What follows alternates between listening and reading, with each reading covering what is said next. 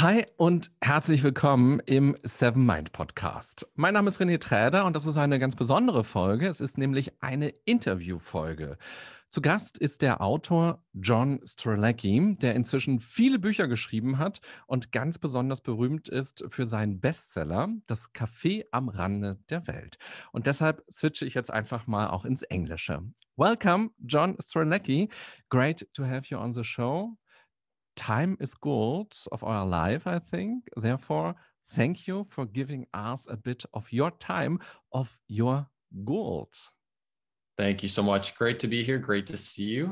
And next time we'll do the interview in person, but today we're going to do it remote. So better than not being able to do it. So thanks for having me on the show. How are you today and where are you now? I'm doing good. Thanks. I'm in my home state. I live in Florida in the United States. And so, yeah, hanging out in the home area. This is a podcast about mindfulness. What means mindfulness for you? The first thing that comes to my mind when you say that is being aware, that conscious awareness. And I often think about life in the way that we are the participant in the experience. And if we allow ourselves to be, we are both the observer and the participant at the same time. And that's really mindfulness, to be aware of the way that I'm thinking and be aware of the way that I'm acting and interplaying with the universe and with the world around me. Do you have a special mindfulness routine, maybe a morning routine or an evening setup? I do. I have something that I adopted about, I would say 4 years ago or so, where I use a mantra. And so I identified 5 things that I really want in my life, either attributes that I want to be demonstrating. It could be things that I want to bring into my life, to have in my life. And so when I wake up first thing in the morning and I realize I'm awake, then I immediately default to my mantra and I go through each of them 5 times. So the first one 5 times, the second one 5 times, and I go through them in order. And then at night, right before I go to bed, I'll put my head on the pillow and I'll do the same thing. Interestingly, at night, when I do it, it enables me to fall deeply to sleep. And so very rarely do I get through all 5 of each of the 5 before I'm already out. And so it's a great way to go to bed. And it's also a great way to start my day so that the things I most want, the kind of life that I want to be living, is very top of mind for me. Is this a special sentence? It is. I came up with 5 sentences. And so as an example, this is one that I often share with people. If you want it to be an adventure in life, one of your mantra items might be, I am an active and avid adventurer. And so you would repeat that 5 times in a row, and then you'd move on to your second one. I'm a loving and caring person. Like what? And you say them as if it is already true. And so even if you're not yet an adventurer, but you want to be, you say it in the present tense as if it was already true. When did you start it with the mantra? I think I started about 4 years ago. I don't remember exactly what the date was. I can tell you that I started because I would be at a stoplight or in the grocery store anytime I had downtime, and I would notice that my mind would wander. And for whatever reason, it would tend to wander to things from my past that did not go well. And so here I'd be sitting at the stoplight, waiting for the 2 minutes or whatever. And I'd be thinking about a conversation from 20 years ago. And I'd be replaying the conversation in my head, and I'd be perfecting my side of the conversation, and at some point I realized that is so ridiculously stupid because there's no way I'm going to go back in time and have that conversation again. And so it's just a complete waste of time. And so I thought to myself, well, what would be a better use of my time? And so I came up with this, I implemented this idea of the mantra, and it took me about 3 months because I would find that the mantra would be top of mind, but I would start saying it at the stoplight, but then my mind would drift again and I'd have to bring it back. And at the start, I literally would be halfway through the first mantra item and my mind would drift. But at the end of the 3 months, the minute I pulled up to the stop sign, my mind would default to the mantra. So it became a positive habit as opposed to just a behavior that was unsupportive. I think these inner dialogues everybody knows, and also the feeling when you start with a mantra, but you don't believe yourself. You hear your Mhm. words, but you think, no, that's not true. How was it for you? The things that are on my personal mantra list, I mean, at this point in my life, I've arrived at a place where I do believe that it is possible for me to be and experience anything that I want to be and experience. That is not who I was for the first 30 years of my life. I struggled with insecurities, I struggled with self-confidence. So back then, it would have been harder for me to believe it necessarily out of the gate. At this point, it was very easy for me to believe it because I have experienced enough of life that I know it is possible to do those things. There definitely is. If someone was to start this practice, my suggestion would be fake it until you make it. If you don't feel that level of confidence, using the adventure one, so I'm an active and avid adventurer, that if you don't feel like you're a real adventurous person yet, say it with conviction anyway. And over time, what's interesting is I think this is the equivalent of sending out a homing beacon to the universe, where if you're saying, I'm an active and avid adventurer, then you're going to notice adventure magazines, and you're going to notice adventurous people and get into conversations with them. You'll notice opportunities for you to be adventurous. Someone will say, do you want to go on a bike ride to this cool park that you've never been to before? If you define yourself as a passive and weak person, then when someone says, do you want to go on this amazing bike ride and see these incredible national parks? You'd say, well, that's not who I am. But if you say to yourself, I'm an active and avid adventurer, and someone invites you to do something like that, you're more likely to say, okay, I'll give it a shot. And then once you've done a few of those, well, then you have the background to support the belief system. And so fake it until you make it, and then allow yourself to have the experiences until you actually are it. Mm-hmm. Thanks for the explanation. When we discuss about mindfulness, a very big discussion in the mindfulness bubble is, when does self-care and self-love become selfish? Is mindfulness making us more selfish? What is your perspective? I get asked that question pretty often because I teach something called the Big Five for Life from my book called The Big Five for Life.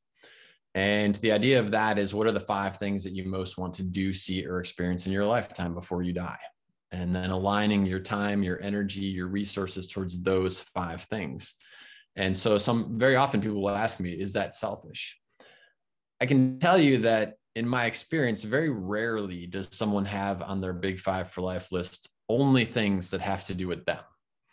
And so inevitably someone's got on there that they want to be a great parent or a great spouse or a great friend. And so by default, those things have to do with other people. So I would say that's part of the answer of why it's not selfish. And I would also say that, very often I get asked the question of, someone will say to me, I want to do something significant. I want to do something big. I want to change the world. John, how do I change the world in a positive way? And I gave that a lot of thought, Renee. And the answer that I've come to is, the best way that you can make a positive difference in the world, the best way that you can change the world in a positive way, is to be authentic. Because when you are authentic, it enables other people to see that it's okay to be authentic. And so if your dream is to open an ice cream shop, and someone says, well, that seems kind of selfish, why should you be the one who gets to open your ice cream shop? But when someone sees how happy you are, then their dream might be to be a heart surgeon, or to be an accountant, or to be a great parent. By default, they're going to look at you demonstrating that it's possible to live the life you want. And it gives them courage to do that too. And therefore it's not selfish. During the next minutes, we want to dive deeper into changing the world. So let's switch to a life full of purpose. As a Yeah. warm up, I thought I'd ask you a very, very simple question to slowly get into our talk. All right. Maybe you imagine it. What do you think is the meaning of life? Awesome question that I have been reflecting on for about as long as I've been on the planet, actually. I don't know why, but Really? even when I was, even when I was a little kid, I was very conscious that life seemed to be a little weird, and that I saw most adults would wake up and go to their job, and they didn't like their job. And then they would come back home and they would demonstrate their frustration with their job on their family. So they would either yell at their family or they would be upset at their family. And even school, I remember going to school and thinking, wow, this seems like an awful lot of time to be spending here. I'm pretty sure I could miss about half the days and still get equal the education. And so I just, even as a young kid, was aware that what's the meaning of this? What is the point of all this? And so I've thought about it a lot. I do believe that it is a bit of a rabbit hole, in that if you say, I think the meaning of life is to get as many minutes as possible being spent in the ways that I want to be spending them. So that could be, I want to be doing something that brings me joy. It could be doing something that I want to be there in a compassionate fashion for others, because it's not always just about happy and just about joy. If you have a friend and they lose someone passes away, in those moments that you're with them, it's not just joyful, but it's still beautiful, powerful, important moments in life. And so that's it. We want to spend as many minutes as possible being the kind of person that we want to be, doing the things that we want to do. Okay, why? All right. Well, let's say that every time we demonstrate compassion, every time we demonstrate ingenuity and creativity, that we add to the collective consciousness of the universe. Okay, why? Well, let's say every time we add to the consciousness of the universe, it instantly becomes accessible to everyone else in the universe. And so every time you come up with a very beautiful and creative thought, that if I close my eyes and meditate, I can access that thought of yours. It's like a collective database of knowledge.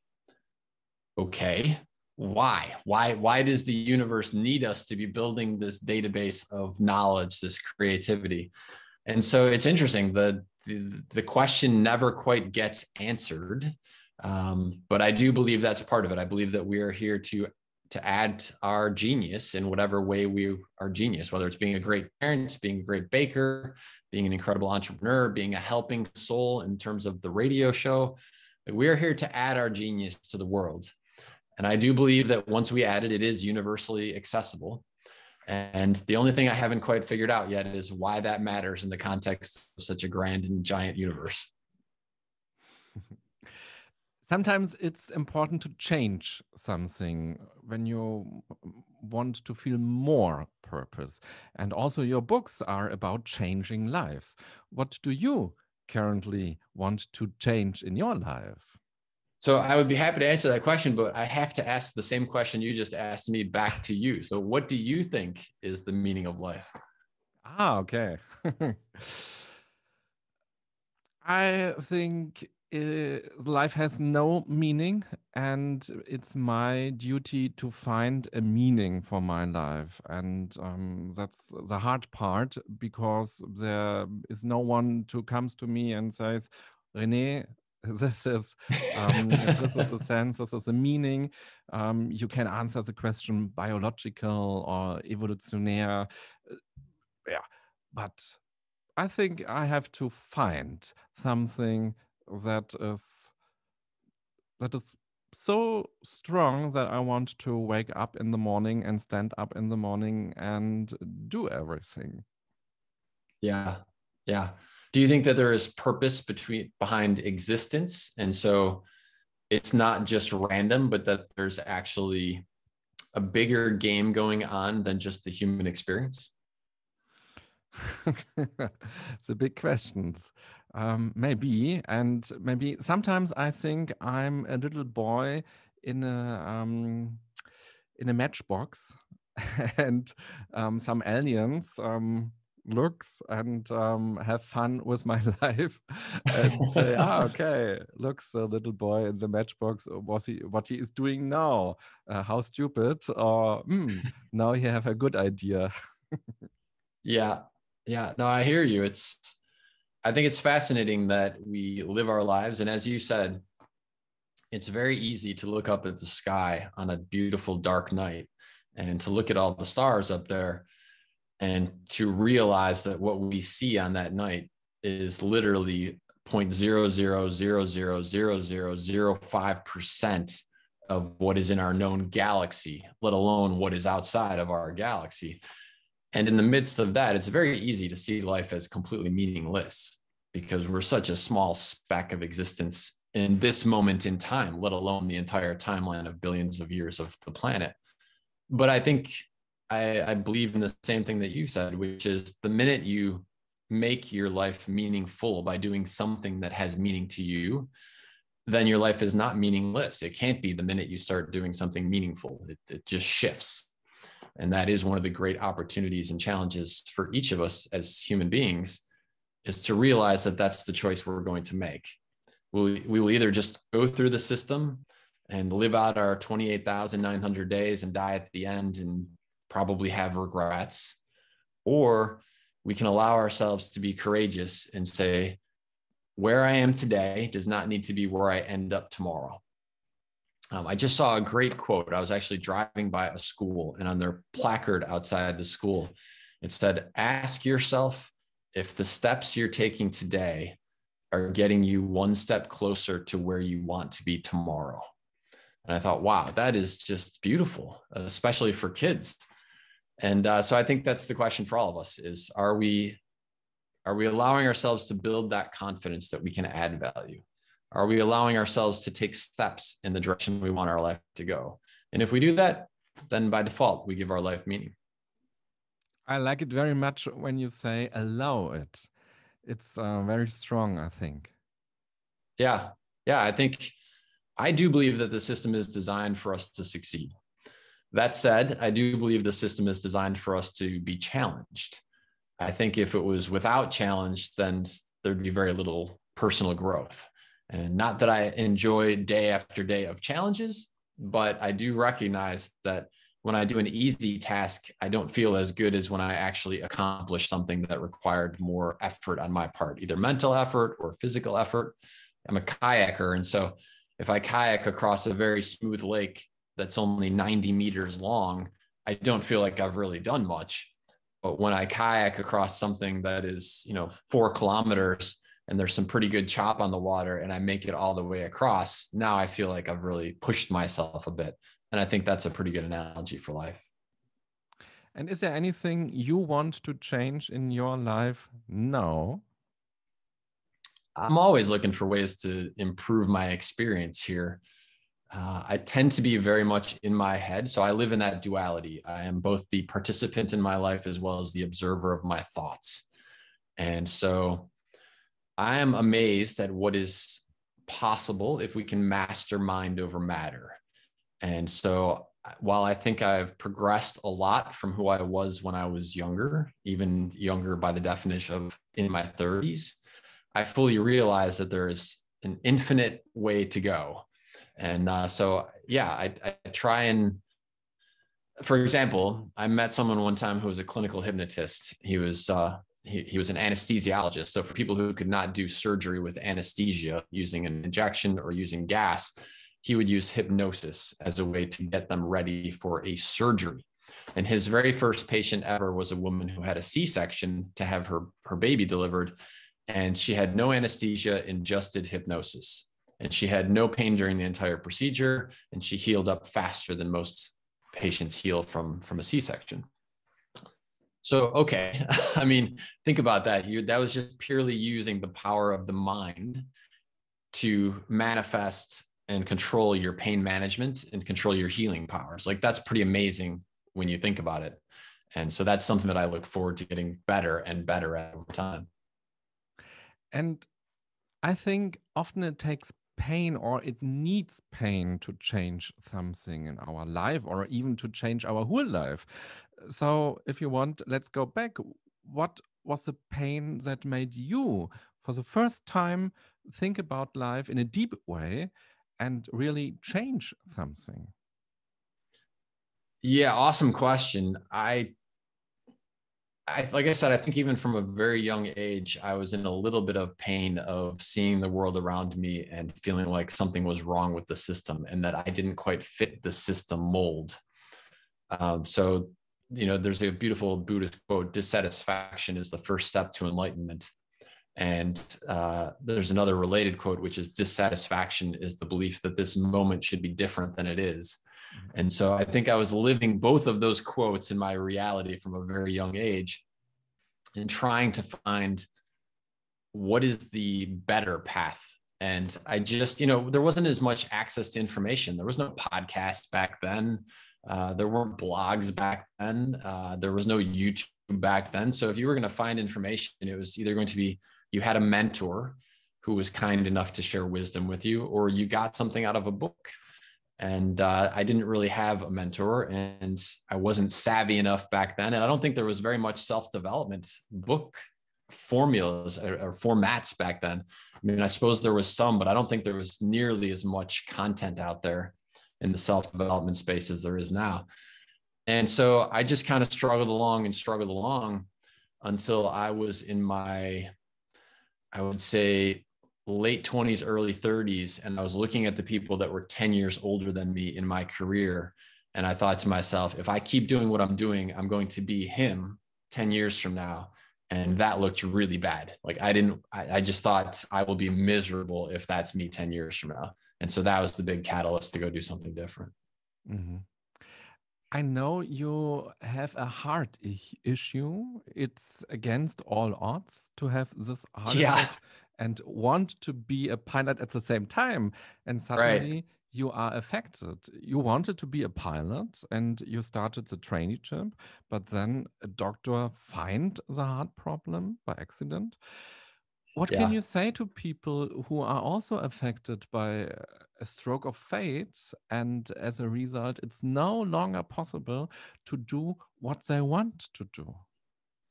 Yeah, I don't want to minimize anyone else's medical experience through my own. So I'll answer the question because I 100% want to share my experience.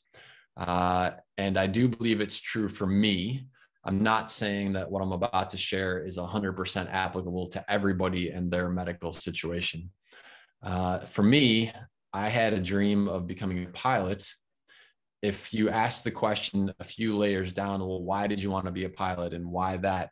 What I really wanted to be, Renee, was an adventurer. I wanted to go see the world. I wanted to travel. I didn't have a big knowledge base of the different ways in which I could do that. And so again, no YouTube, we didn't have access to the information we have now. So the only career I knew where you got a lot of time off and you got a good salary and you got free airline tickets was to be a pilot. And so that seemed like a pretty good choice out of the different options that I was aware of. And so I did. I had been working since I was 12 years old. I invested my life savings. I worked all the way through university, 2 jobs. I went as far as you need to go. I did all of my flight training, everything. And then I found out afterwards when I interviewed with a major airline that I had this heart condition that, again, it's 1 out of every 100,000 people, and it doesn't impact your life at all unless you want to be a pilot or an astronaut. So your odds are better of winning the lottery probably twice than of having this condition and wanting to be a pilot or an astronaut. But what I realized, and that was a horrible year after that, when I found out I could not fulfill that dream, I had invested everything, every single penny that I'd ever earned in my life. I invested in that dream and it was gone. And I didn't get the money back. It wasn't like, they told me you can't do this. And I'm going to give you all that money back that you invested. It was like, no, you're just out. And so I felt like I had been royally screwed over by the universe, by the system, by everything. But what I realize now, as I look back, is had I have been a pilot, I wouldn't be an author. I wouldn't be the guy that I am now. And I really like what I do now. I love what I do now. I live a life where I get to do exactly what fulfills me. I think back then, the idea that I could actually make a positive contribution in the lives of others was completely a foreign concept. I didn't have the confidence for that. I didn't have the belief in myself for that. And now on a very, very regular basis, daily basis, we get amazing, beautiful emails and letters and Instagram messages from people who say, thank you for doing what you do. This book has changed my life. This book is the reason that I'm still alive. We got one just the other day from a young 20-year-old college student saying that they were ready to end their life, and they read the Das Café am Rande der Welt, and it gave them hope and it gave them meaning, and they're here today because of that. And they said, thank you for saving me.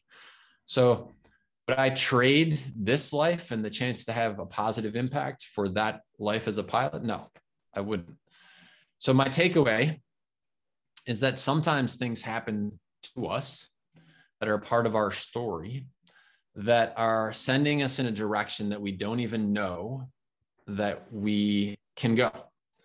And that was certainly the case for me. So again, I don't want to minimize anyone's medical experience that they're going through, but if you can ask yourself the question from a place of curiosity, why is this happening to me? And not from, I used to ask that question from a victim perspective, like, this is totally unfair. Why is this happening to me? And I felt justified in that moment to ask it that way. It was unfair.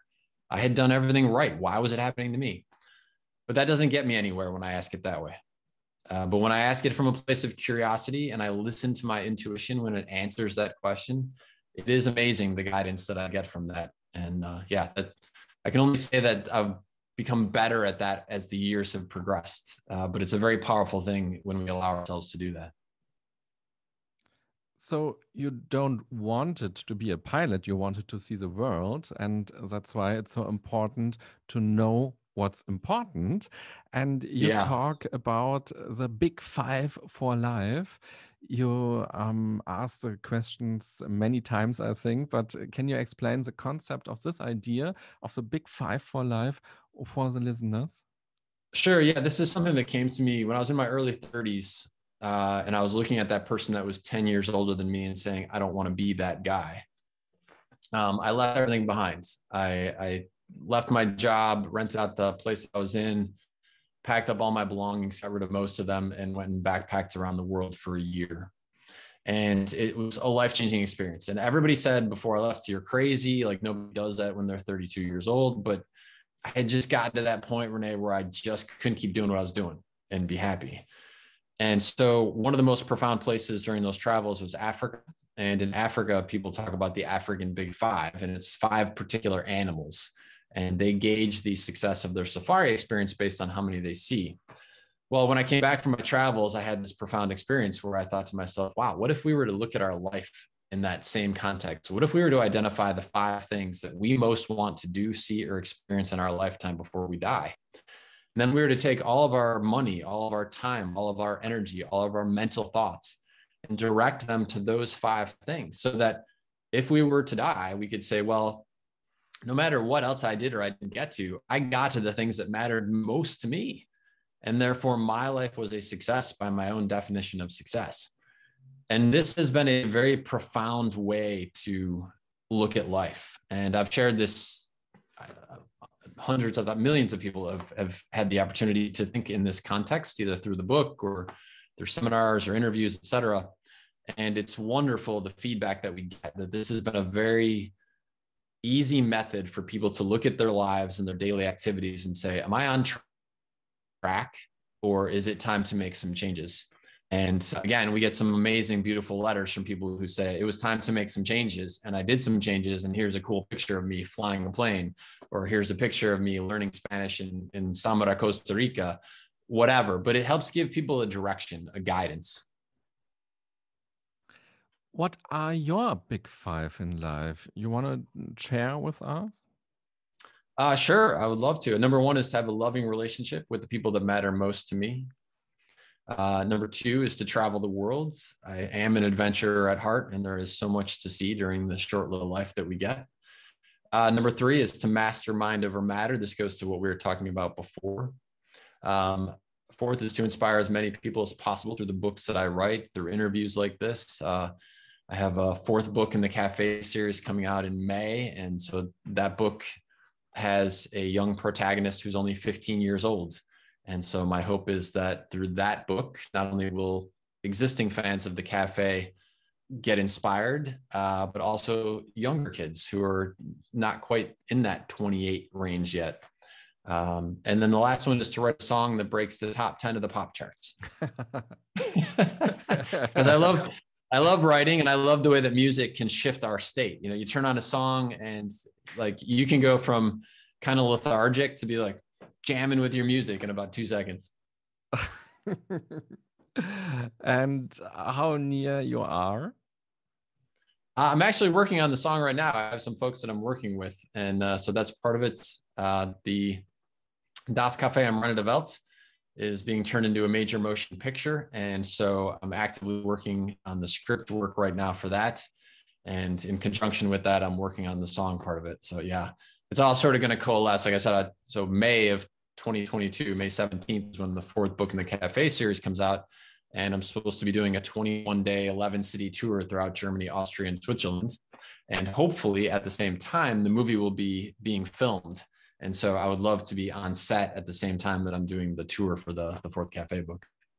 Great. That sounds really great. Yeah, that's the hope. Yeah. So hopefully next time I see you, I'll see you in Berlin and we can have our conversation in person, because I know Berlin is part of the tour in May. Yeah. The movie is filmed in Berlin, Munich, and in Brandenburg in the Uckermark. Very nice places. Nice. Okay, great. Yeah. So maybe I'll see you in Berlin during the book tour in May, and then maybe I'll see you in Berlin for the filming too. Would be great. Yes. And how far are our purpose in life and our big five for life changing over time? How do we realize that we should adapt them or that they don't fit to us?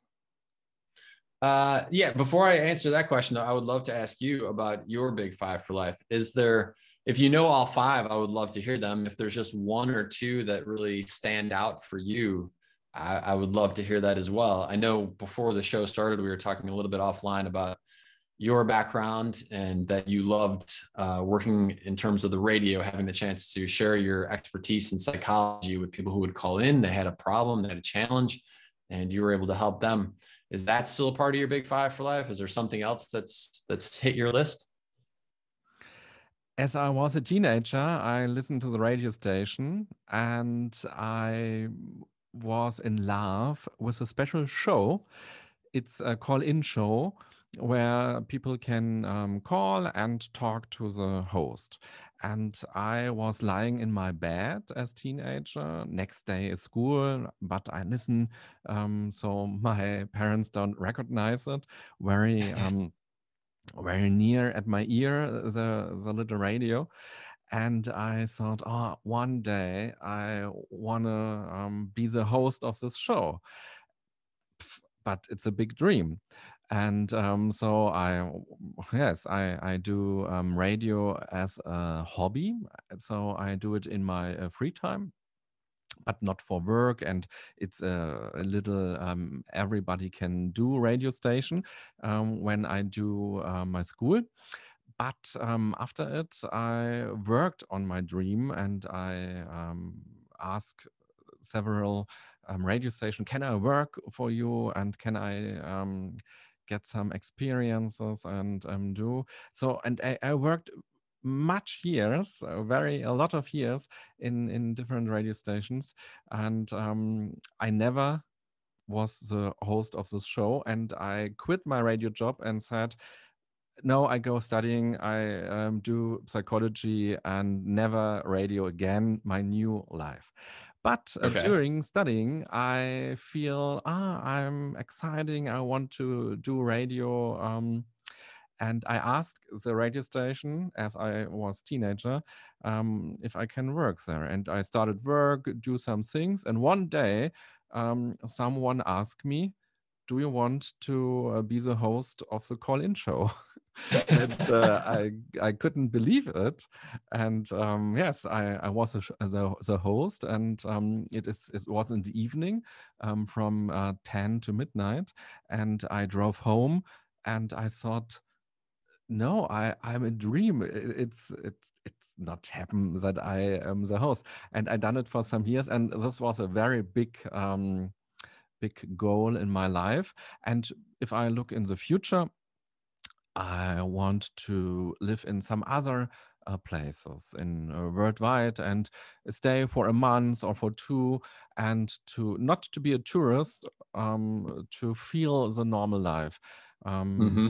I would do this. Yes. Any particular countries that you want to live in? I like France, and Nice is a very nice city. I never was in the USA, and the dream is to drive with a car through the USA and feel the freedom, see the mountains and the culture. Yes. That's awesome. That's awesome. Well, what I love about your story is there's so many great takeaways from that story. One of them that is the most strong for me is about putting yourself in the position that you want to be. And so, whether like I've heard many times people who wanted to be stand-up comedians, they would get a job at the place where there was stand-up, and then one night somebody can't go on stage, they're sick, or their bus doesn't arrive, their plane doesn't arrive, and they're like, who can go on stage? And because the person was there, they got to go on stage, and they were prepared, so they weren't just completely like, unprepared, but they had prepared and they were in the right spot and they got their shot. And it's you had to leave, you got your degree in psychology, you prepared yourself, and then you were at the radio station in the right place and you got your shot. And I think that's so much of life, is that preparation plus location gives you the opportunity to live the life that you want. And that's awesome. That's awesome. And I think there's never been a better time to do what you're talking about, living remotely, working remotely. It's incredible how you can, like, look at, we're doing this show. You're in one country that is thousands and thousands of kilometers away from where I am, and yet we're able to remotely have a conversation as if we were in the same studio. Mm-hmm. And so technology is enabling us to live these more adventurous lives than ever before. I have a friend who's a psychiatrist, and her entire practice was out of New York City. And then when COVID hit and she had to do remote, she adjusted her practice. Well, now she's only remote. She'll be in Mexico, she'll be in Costa Rica, she'll be in any country, or Bali, and she's still interacting with her clients and having a positive and powerful impact on their lives. But she doesn't need to be sitting next to them and talking to them. She can be remote and talking to them. And so that's awesome. That's awesome. Well, if I can ever be a resource, don't hesitate to reach out. I live in the US, so I know something about the country. Thanks. Sometimes we have old goals, and the question is how we recognize that we have to adapt our big five of life. So I think a great way to ask yourself, are these truly the big five for life that I want to be experiencing today, is that if you look at your activities on your list every day, so whatever's on your to-do list, whatever's on your calendar, your schedule, and then you look at your big five for life list and you say, okay, so is there any connection there? And if the answer is no, then clearly it's time to cross off some things on your calendar and your to-do list and refill them with big five for life activities. If you do that, and then in the course of doing the big five for life activity, you don't feel joy, you don't feel excitement, you don't feel high energy, then it's a really good time to ask yourself, is this truly still on my big five for life list? Sometimes what happens with people is they think they have it, and then they start on the activity and they realize this isn't what I thought it was going to be. So probably one of my favorite examples of that is someone who said they wanted to drive an RV across the entire US, and they had saved for 30 years thinking that that was going to be their retirement plan. But bizarrely enough, they never actually tested it. They never took a week of vacation, rented an RV, and then like sampled it. And so then when they turned 65, they bought an RV and were on the road for about a week, and were like, oh my God, like, we don't like this at all. We miss being in a hotel. We miss, maid service. And so a big takeaway from that story is sample early what you think are your big five for life, because you may discover that it's better than you ever imagined. That will give you even more motivation. Or you may discover it's actually not what I thought it was going to be, and therefore I'm going to pick something else for my big five for life. Mm-hmm.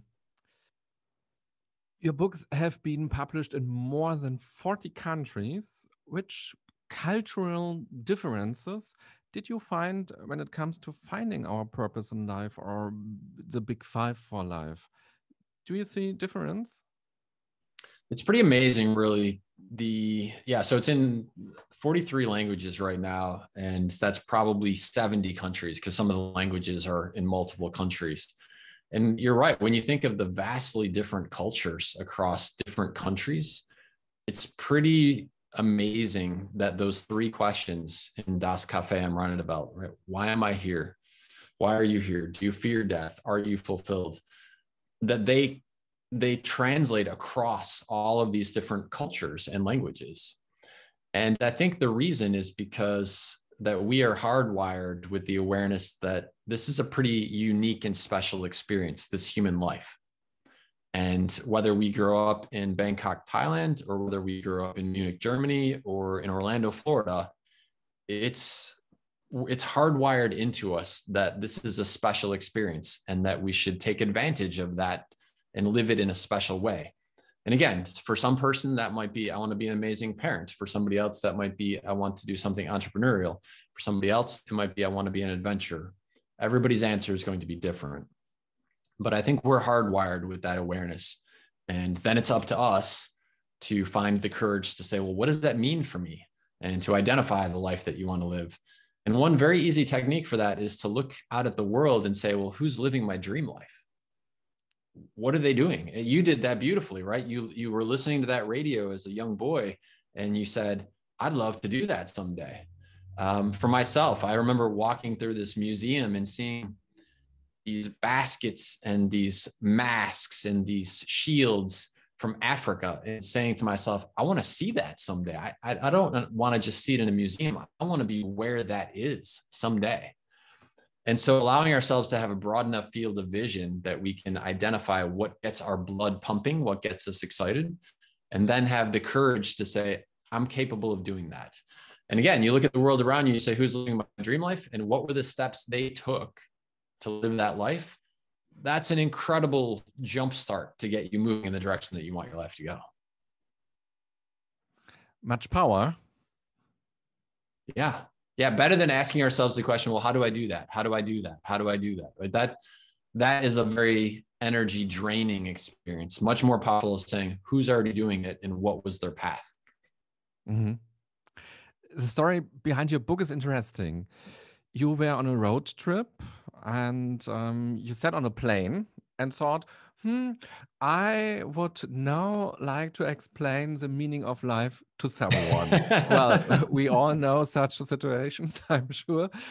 What I particularly like about the story behind your book, you published it yourself without a publisher. Would you like to tell us how it was the first idea for the book and what was the writing like and how did you publish it? Yeah, so I came back from this experience of backpacking around the world a very different man. I looked at the world differently. I looked at my place in the world differently. And I had a very good connection with my intuition. One of the wonderful things about traveling to countries that you don't speak the language, you don't know the customs, is that you learn to trust your intuition because that's often all you have is your intuition in those moments. And so when I came back from this trip, something in my intuition said, sit down and start typing. And I didn't really know why I was getting that message. I didn't know what it would mean. I wasn't a writer, but something said, sit down and start typing. And so I did. And this went on for 21 days. It was very much flowing from out here, through my fingertips onto the pages. And at the end of the 21 days, it felt like it had flowed through me and onto the pages. And so I printed it out. I put it on a bookshelf. I let it sit for about a week. And when I went back to it and read it, what was in there is almost identical to what is in Das Café am Roundabout.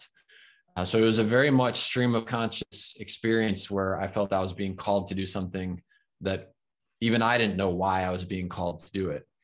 And that launched it all from there, to be honest with you. I did at the time, I had a background as an entrepreneur. I had a background helping start companies. And so when I looked at the publishing world and I thought, oh, well, if I go sort of the traditional routes of an agent, a publisher, it would take me up to 2 years before this thing that flowed through me onto the pages is ever turned into a book. And so it just seemed faster to do it myself. And so I followed the Oprah Winfrey model of Oprah Winfrey owns Oprah Winfrey Magazine and O Magazine.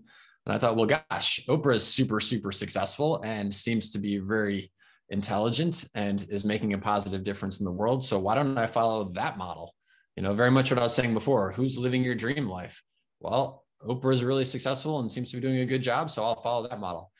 And so I followed that model. I just hired printers. I hired publishers. It was very easy to get the book available and up on Amazon. So over time, of course, I've sold the rights to publishers around the world. I have a beautiful and fantastic publisher, DTV, that I work with in Germany, and they do an amazing job. They have a team of, probably 20 people who are involved in my books in some capacity. So over time, that's changed. But at the start, since I didn't know what else I was doing, I decided to try it on my own and follow someone else. And Oprah was my model. And you gave up your job as a consultant to write books, and many articles about you say that you had very much of courage in making this decision. And we talked about my radio studying decision to quit my job in a radio station to go study. And for years, people kept saying to me, wow, that was so brave. My impression is that we have a wrong idea of what courage is. I think it's at least as brave to do a job that no longer suits to our life, or that isn't my life, and to disregard our values and our dreams. What do you think about courage? Do we need courage to change something? The more comfortable we get with change, the less courage is required. It just becomes part of our DNA. Think of being an adventure traveler. The very first time ever you have to buy a bus ticket in Peru, for example, where you don't speak the language. And so you got to figure out how to get yourself from Lima to Cusco. And you don't know the bus routes, you don't know the protocol, you don't know the language. And so that's probably stressful and requires some courage to get yourself to the bus station and deal with the language problems and figure it out. But once you've done that 10 times in 10 different countries, it doesn't really take a lot of courage anymore. You know what you're doing. It's familiar. And I think that's a very good example of the way that life works in general. The more times you try new things, the easier it is to try new things. It takes less and less courage, and all it takes is a degree of effort and focus to make that happen. What was the last thing you tried new? The required courage. So funny. I was just talking about this actually with my nephews. I don't know if this is the last thing, but this is one that comes to mind. So I took my nephews down to Central America, and we were in, I believe it was El Salvador. And we were doing an amazing experience out in the countryside of El Salvador where you would do cliff jumping. And so it was something that had been referred to me, and it was supposed to be really fun. And you would basically jump off cliffs into the river, and then you would float the river until you got to the next cliff, which might be a half kilometer down. And then you would jump off the cliff again. And the night before, they tell you, okay, so here's how this is going to work. We've only had one person ever who broke their back and had to be medevaced out. So we've taken thousands of people on here, and only one person ever was injured. And if you follow the instructions, it'll all be fine. And Renee, the instructions were the guide is going to get you to the ledge, and they're going to point, and they're going to say, jump there, exactly there. And they say, the reason you need to jump exactly there is because that's where the water is deep. If you jump 1 meter to the left or to the right or beyond there, that's where there's rocks and ledges. And that's how you're going to end up in the hospital with a broken back. Well, this all sounds fine and well until you're standing on the top of the first ledge, which is 4 meters high, and you're looking down, and the distance between you and the cliff is only about 2.5 meters. And the spot that the guy is pointing to looks really small from up on the ledge. Mm-hmm. And he's saying, jump there, and I distinctly remember being on that ledge, and everybody else had jumped. I was the last guy on there. And also 20 years older than everybody else who had jumped. And so I remember standing on there, and my knees were shaking. And I'm like, I don't know if I can really do this. But I was like, all right, that's the spot. I know what I'm supposed to do. I've got good examples of people who have already done it. Let's go. And it was an amazing day, an amazing experience, but that one definitely pushed my capabilities. Wow. John, the last thing I've done for the first time was to bake toast bread. Nice. Well, that's a great payoff on a new adventure for you, and one that will pay dividends for the rest of your life, I'm sure. Yeah. But that's so it's you're being funny, but I know from our conversations that you're an avid cyclist and you're a hiker, you're a walker. And so I would imagine during your cycling that there are things that you push yourself at, whether it's a distance, you're going a particular length that's new, or whether it's going someplace you've never been before. And am I right? Like that requires a great deal of courage. Yes, but it sounds very dangerous. Your story is a real adventure, and I like soft adventures, I think. When Well, and we I think talk, that's actually what you just raised is a great point that, it's not about, it's about asking yourself, who's living my dream life, not who's doing that or that. Not everybody wants to jump off of a cliff from 4 meters, right? There's a lot of things that I read about that I'm like, that doesn't sound very exciting to me. That doesn't sound very interesting to me. But for someone else, that is their dream. That's everything that they want to do. And so allowing ourselves to say, what is my specific dream, as opposed to getting caught up in the Instagram world of what everybody else is doing, is one of the most important things that we can do to make sure that by the time we get to the end of our 28,900 days, that we can look back over our life and say, I really lived the life that I wanted to live. Mm-hmm.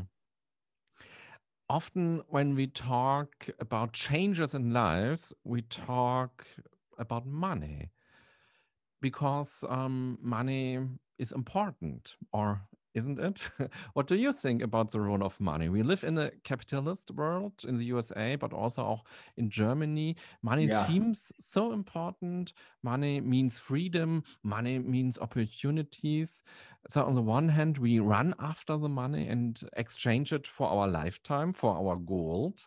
And on the other hand, we spend the money on many, many things that we think we need, or that we think that makes us happy. Talking about Yeah. money is very privileged, especially when you have money in a Kabbalistic world where money is so important. How is it possible to find things for yourself that you find important and that have nothing to do with money? After all, we are always part of a big system with money. Yeah. Yeah, I talk quite a bit about this in Das Cafe I'm Ready to Develop, because to me, this is one of the great challenges of being alive in a capitalist society, that very often what happens is we do things that don't bring us joy, a career. We fill our minutes in ways that don't necessarily make us content or happy or fulfilled. And in exchange for that, we say, I'm going to reward myself, and I'll reward myself with this thing, because the thing is going to make me happy. And the reason we think the thing is going to make us happy is because, quite frankly, the advertising is very good at convincing you that the thing is going to make you happy. That car commercial, they show you just like having the time of your life with the top down or driving through the mountains. And man, that man or that woman, they look so happy. They look so handsome. They look so beautiful. They look so content. Clearly, it's the car that's doing that. And so if I get the car, well, then I'll have it, And interestingly, from a psychological level, although it's not as obviously stated, what is very often reflected in those advertisements is not only that if you have the car, then you'll be happy, but it's if you don't have the car, then you won't be happy. And so part of life is just recognizing this for what it is. I'm not saying that there are not people out there who really love driving their car. I know there are people out there. I have a buddy who's a car guy, man. He loves cars. And for him to buy a particular car is a fantastic use of his capital expenditures, because he thinks about it. He does research about it. He loves talking about it with people. He loves hanging out with other car people. That is a fantastic way for him to spend his money. But for other people, where the car is just a means to get from one spot to another, then it's worth asking the question, am I spending this because I think it'll make me happy? Or am I spending this because it fulfills a function that I need a function for? And what's interesting is the more time you spend each day doing something that you love, the less compelled you are to go out there and buy a bunch of stuff that fills the void, because there is no void, or at least there's less of a void. And so that's kind of the evolution that I've noticed in myself. That's the evolution that I noticed in the people around me. I will say that one of the most positive and powerful things that we can do during the human experience is to get comfortable with money. And this is something that I struggled with for a long time because of the way that I was raised. And so ask yourself the question, when you think about money, what do you think of money? Do you think that it is evil? Do you think that it is the barrier to demonstrating that you're a good person? So I had a false belief that if you had a lot of money, it meant you must have ripped people off at some point. Like you must have been less than ethical. And that was something I was told when I was growing up, that was those people.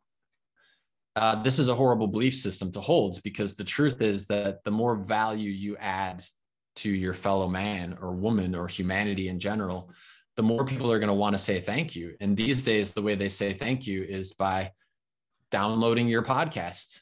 And therefore, that increases your worth. It's by buying a copy of your book. It's by listening to your music. And each time they do that, part of the way they're saying thank you is by rewarding you financially. And if you're not comfortable with that, you will sabotage your success 100% of the time. And that doesn't do anybody any good. Imagine if you are doing your podcast, Renee, and it's having this beautiful and positive impact on the world, but because your personal belief system doesn't support that it's okay to be rewarded with wealth, and the show gets more and more popular and the advertisers want to advertise and the money's coming in, and you sabotage it. Who wins? Nobody. The people whose lives you were changing with the show don't win because you're not doing it anymore. You don't win because you're not doing something that you love to do. Right? Advertisers who you actually liked their products and you wanted to share that information with your fan base don't win. Everybody loses in that scenario. And so that's why, to me, allowing yourself to ask these tough questions about money and get comfortable with the fact that the world will want to say thank you, and they're going to say thank you often financially, is one of the greatest growth opportunities it certainly was for me. And I think it is for a lot of us. Thanks for your ideas. If we talk about money, a lot of people have an inner voice that says, you can't quit your job, or you can't do the journey through the world because you have not enough money. It's dangerous if you quit the job now. Maybe you have to live on the street next week. Yeah. So the money thoughts often are an obstacle for our development. What can we say to our inner voice that we do it despite the voice? Right. There is this ongoing fear that exists. It's not just where I live either. It's something that I grew up with, and I don't know why it became part of the cultural fear. It certainly was something that I thought of when I was a kid. And the essence of it is, you don't want to be like that guy. And that guy is the homeless person living under a bridge that hasn't bathed in 2.5 weeks and has no food. For some reason, that is like the worst fear that is. I don't know if it's something that parents tell their kids, like, you better study in school or you're going to end up like that guy. Or I don't know. I'm not sure where it comes from. But interestingly, it's very prevalent in the country where I live. I find it to be very prevalent almost everywhere in the world. So maybe it's not just that someone told us, but maybe part of our historical cultural conditioning is like, that's the worst thing can happen. You're crazy. You have no food, you haven't bathed, and you have no place to live. Sort of the Maslow hierarchy of needs, right? It's like you're at the bottom of the Maslow hierarchy of needs pyramid. And so, first of all, the question to ask ourselves is, how realistic is that? I mean, if you're good at what you do, there's always someone who needs your resources, your help, etc. If you're exceptional at what you do, then I can guarantee you're always going to have the opportunity to get a job. It may not be the exact job you want when you get back into the industry, but odds are it actually is going to be, because if you're exceptional at what you do, talented people are always looking to hire exceptional people. And so I would say, if you want to help take away the fears, then be exceptional at what you do. Well, okay, so what is it that keeps someone from being exceptional at what they do? Probably the biggest factor is they don't like it. It's very hard to get super smart about something when you don't care about it. It's very hard to get really good at something if it requires mechanical skills if you don't care about it.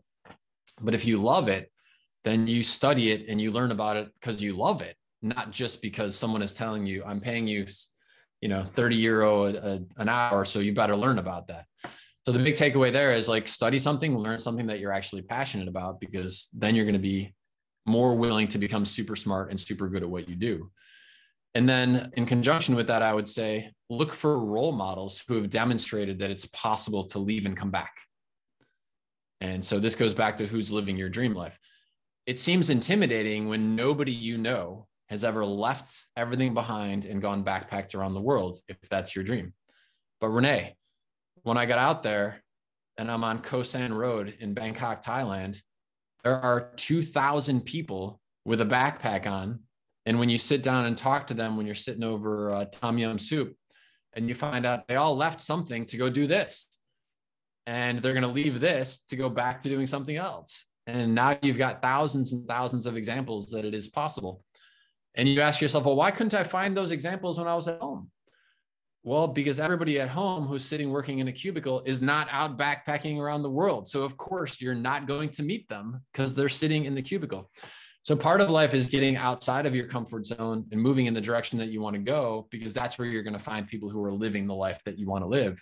And the more examples you see of that, the less intimidating it becomes, the less fearful you are that it's possible.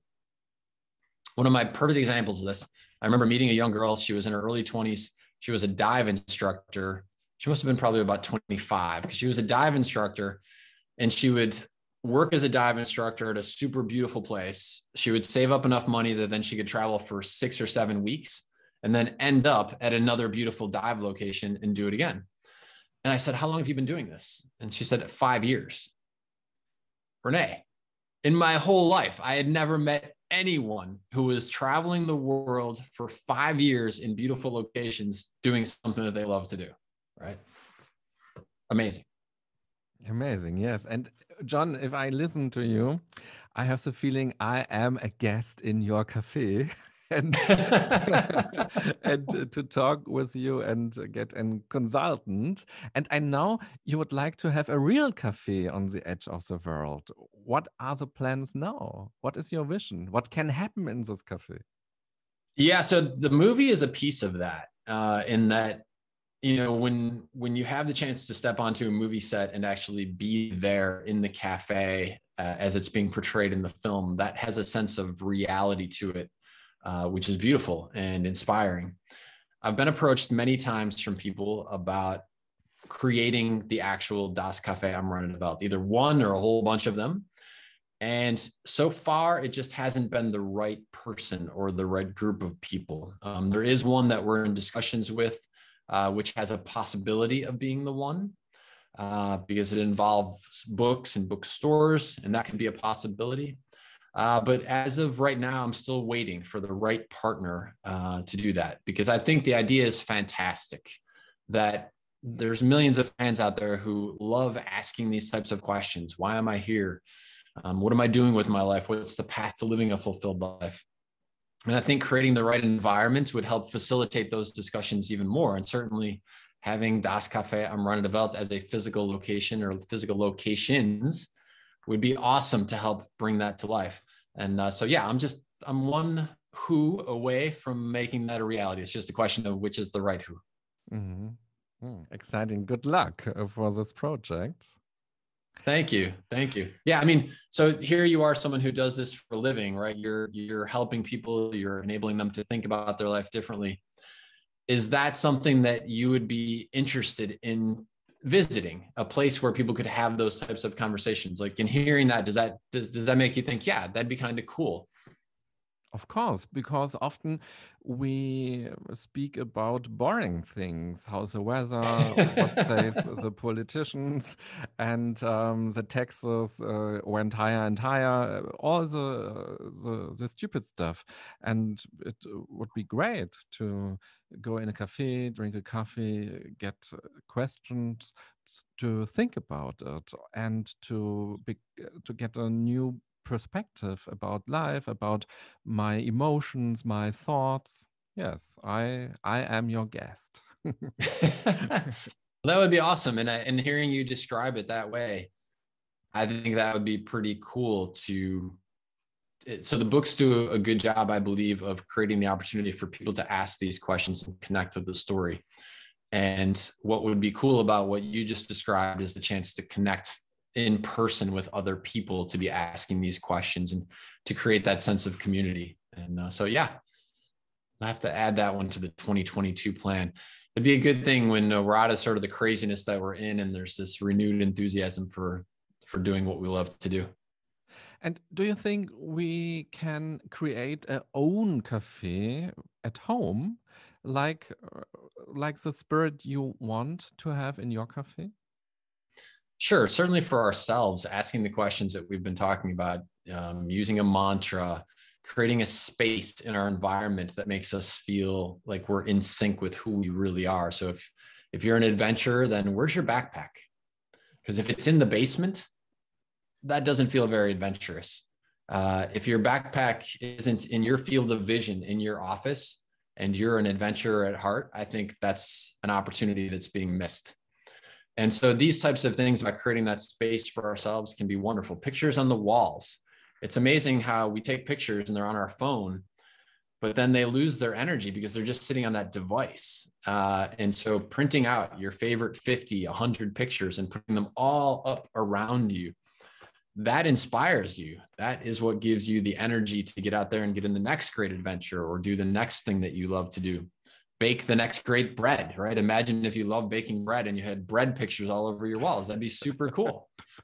And so that's sort of the space and the environment. And then I think if you have a family or roommates or other people who are living in your same space, asking these types of questions, having these types of conversations can be an awesome way to bridge that gap between just doing this on an individual basis and having it be more of a community. That can bring some transformation, and we are in a time full with transformations. I think I would like to talk about the last 2 years. Corona has changed all of our lives. At the beginning of 2020, we thought that would go away. We This stay, will be away 5 or 6 weeks. Yeah, yeah, that was a nice thought. 2 weeks at home, and then I Yeah. have my old life back. That was Right. wrong. Today we know it. It went on from months to months and now 2 years. Sometimes there was hope, sometimes great frustration. We all have been confronted with big fundamental questions in life. Sometimes we were aware of it, but sometimes we just felt it physically as a mental Yeah. symptom of the changes around us and in our lives. How did you experience the 2 last years, especially since you are a person who thinks about motivation and you thinks about the good life? What happened to you and what has changed in you? I mean, I'm very fortunate in that I live in a place that it is warm year round, which is critical to me. And so my environment was at least in sync with the type of environment that makes me happy and makes me feel like I'm in the right spot. So I was very fortunate in that capacity. That said, I am an adventurer. And so being limited and restricted is not something that sits well with me and who I like to be and the types of activities that I like to partake in. So I found that I had to do a combination of two things. One is micro and macro. So micro was, okay, if I can't go to Panama, El Salvador, Australia, these other places that I like to go travel to, then where can I go? And so I would look for adventures within a 2-hour drive of my house. And I have a kayak, I have a truck. So throw the kayak in the truck and go kayak somewhere that's close by. My daughter and I do adventure days. And so we shifted our focus from indoor activities, which used to be museums and other things that were, sort of in the vein of what can't be done because of COVID, to everything outdoors. So it was hiking and biking and kayaking together. And so I just tried to make the most of what I had available in the micro environment. But that said, I think if that's all I would have done, it would have still been very painful. And so part of what I do also is the macro. So do micro, but plan for macro. And the planning for macro was, okay, so when the windows open, where am I going? Because I don't want to be here when those windows of opportunity open. And that worked out well because there were these windows of opportunities, like you said, where things got better. And so when things got better, I was on an airplane and I was heading off to these adventures that I wanted to have. And it was a good thing that I was ready for that, because literally, I think it was less than 20 days after I came back, the window closed again. And it was like, okay, these destinations that you were just at are now not accessible anymore. And so this is a good sort of planning and practice to get into, of do everything you can to still be the person that you want to be every single day for as many minutes of the day as possible on a smaller scale. And then be ready so that when the windows open, you're ready to jump in and make those things happen. I certainly hope, Renee, like I said, May 17th, I'm supposed to be in Hamburg, Germany, the launch of a 21-day, 11-city media tour to talk about the fourth book in the Cafe series. I am really expecting that is going to be the case, because I can't wait to see fans again. I can't wait to interact with people again. And so I certainly hope that is what's going to happen. It's good to be ready in case that doesn't happen. And so be planning for, the contingency in case it doesn't happen. But I don't think we can lock ourselves in a little box and just wait and wait and wait and wait either. It just doesn't feel like that's an option that's going to serve you, because time is short. Life is short. You can't just wait around forever. Nobody knows how will be the next 2 years. We never know it, but now it's very interesting. From your point of view, what are the challenges for every person and also for our society now? Certainly, COVID has tested us in a lot of different ways. We talked about being restricted. I think it's also done a good thing in that it has challenged a lot of us to look at our lives and say, so what is it that I didn't like? And I now realize time is short and life is precious, and it's not guaranteed that I'm going to get my 28,900. That's an average, which means someone's going to leave this planet before 28,900. Someone is going to get to stay longer.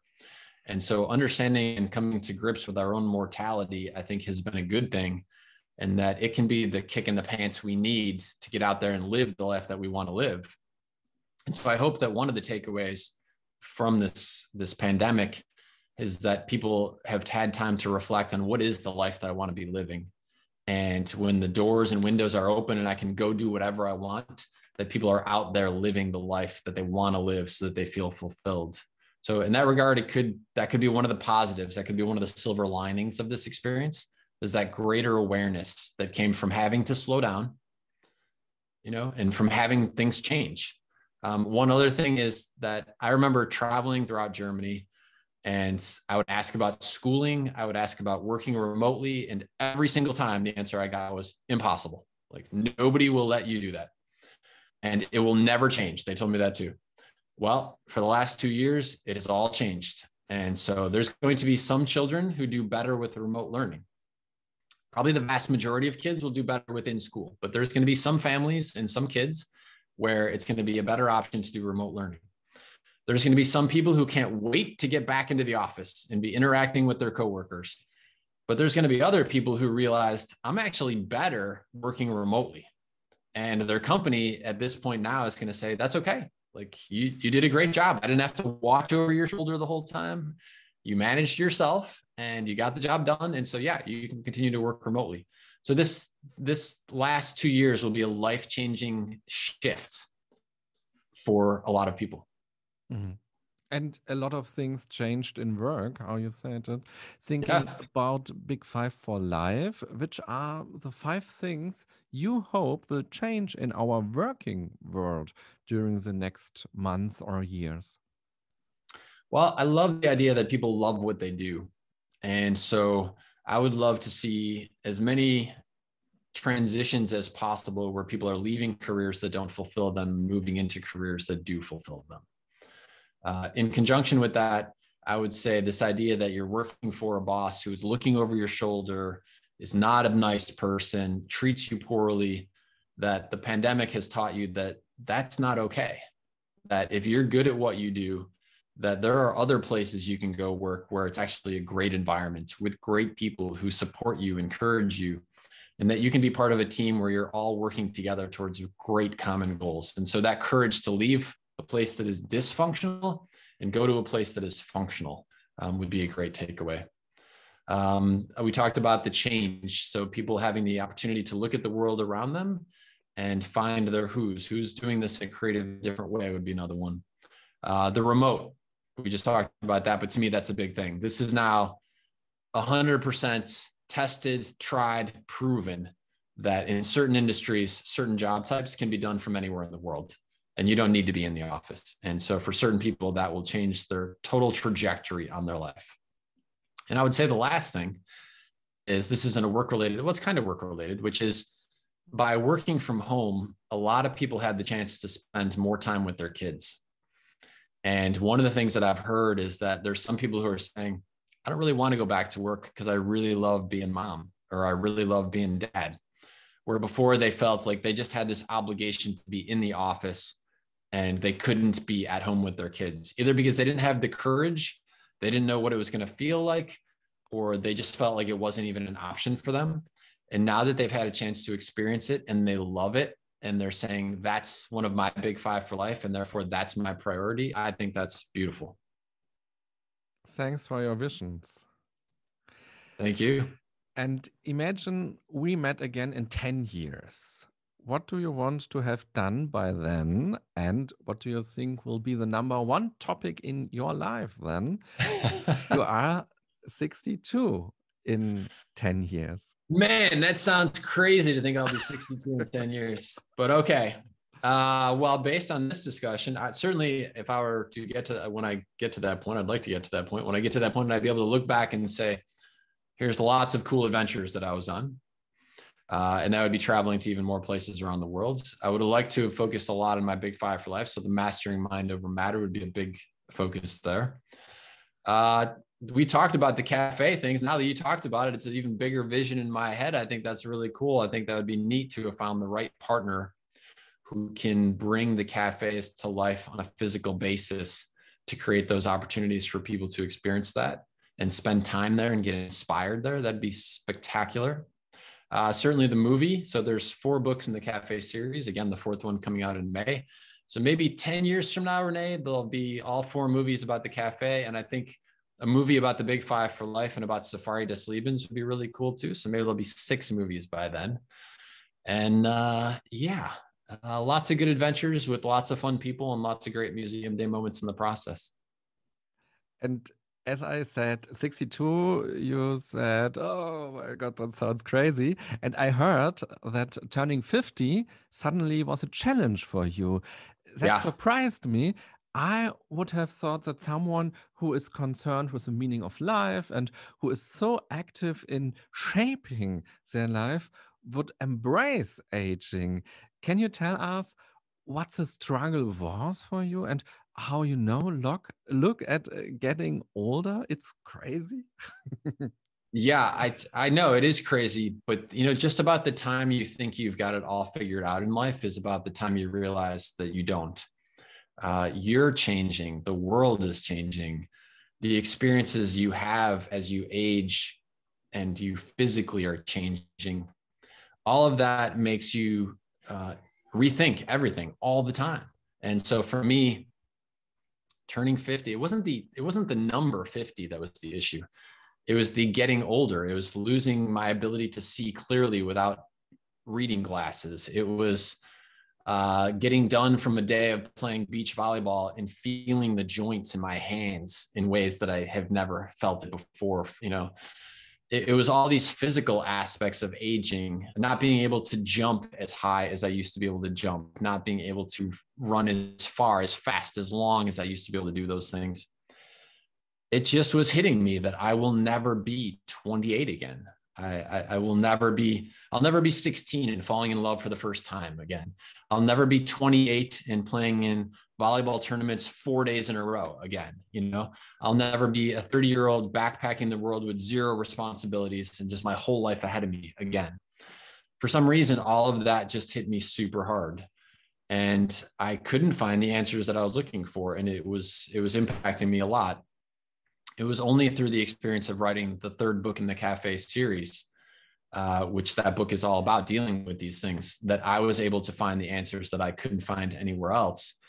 And in part, it's because there's a character in there, Max, who is in his late 70s.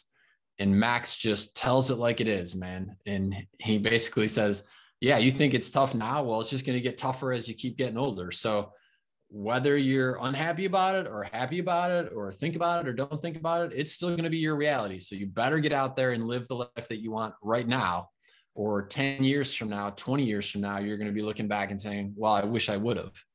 And so, yeah, it's the Cafe is a beautiful place for me. It's a magical place. I find answers there that I can't seem to find anywhere else. And that was certainly the case with the third book as it related to aging. So. In your book is the question, are you afraid of death? I would like to ask you the question now. Are you afraid of death, of your death? First of all, the question sounds very general or philosophical. But if you look at it very closely, you can feel that is a very personal question. And maybe you come to different answers at the first time.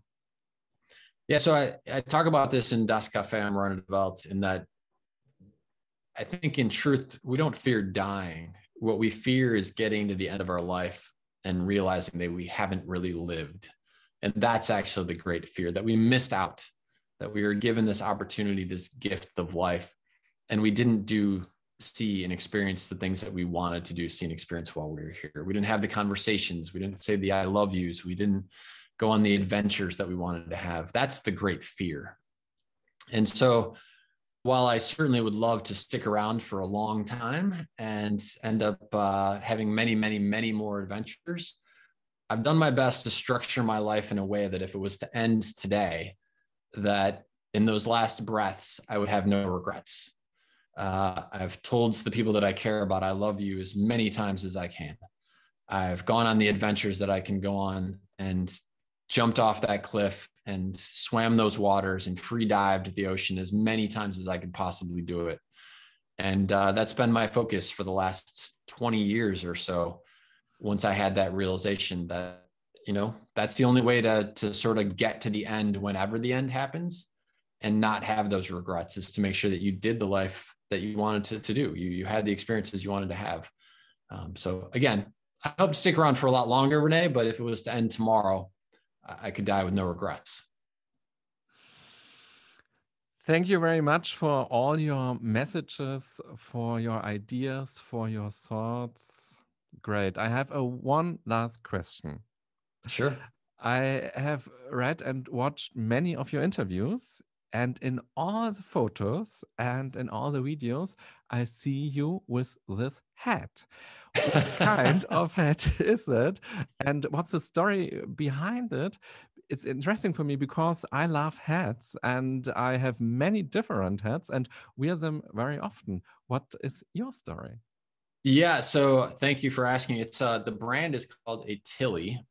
And crazy story. I had backpacked around the world, like I said. I came back from that experience and I needed a new hat. I had destroyed the other one that I was wearing. And I walked into an outdoor outfitter store and the guy said, "Have you ever tried a Tilly?" And I had never even heard of this brand. And so I said, "No." And he said, "Well, here it is." And he tries it on. It fits really good. And there's on the inside of the hat, it says it ties on, repels rain, comes with a lifetime warranty, blocks UV rays. It's like got all these attributes. And so, wow, it seems great. Seems like it'd be a perfect fit for the adventurer that I am.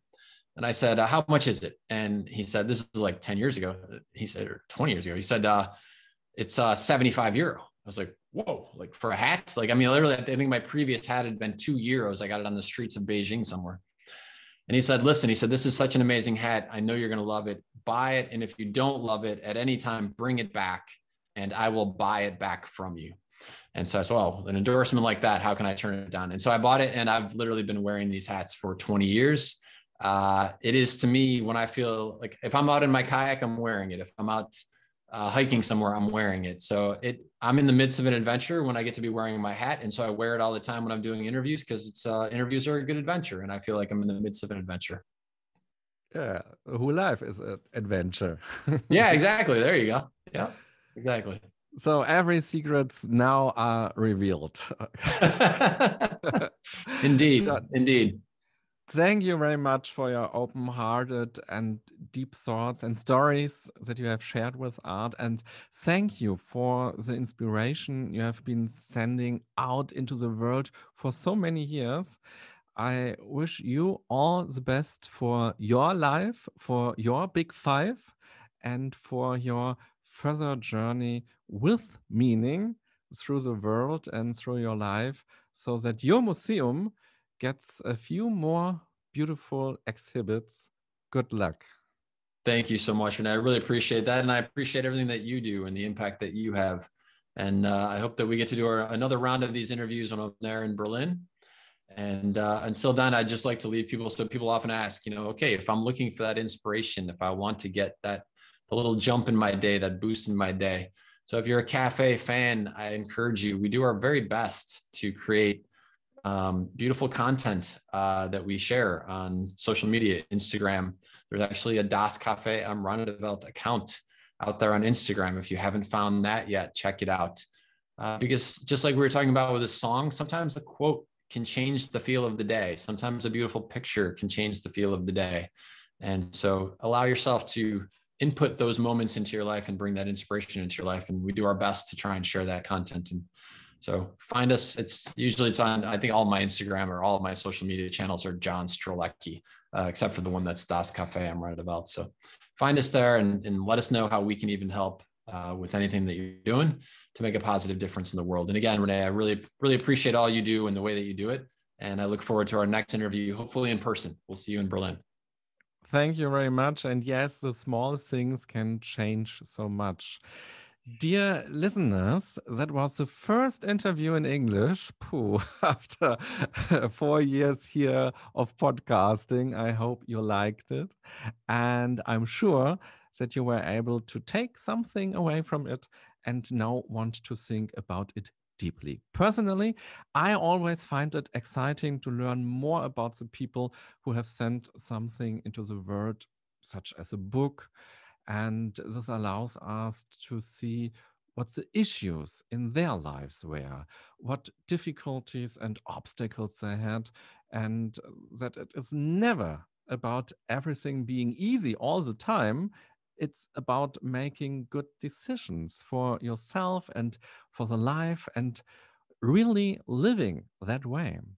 I wish you a good and mindful time. Bye bye.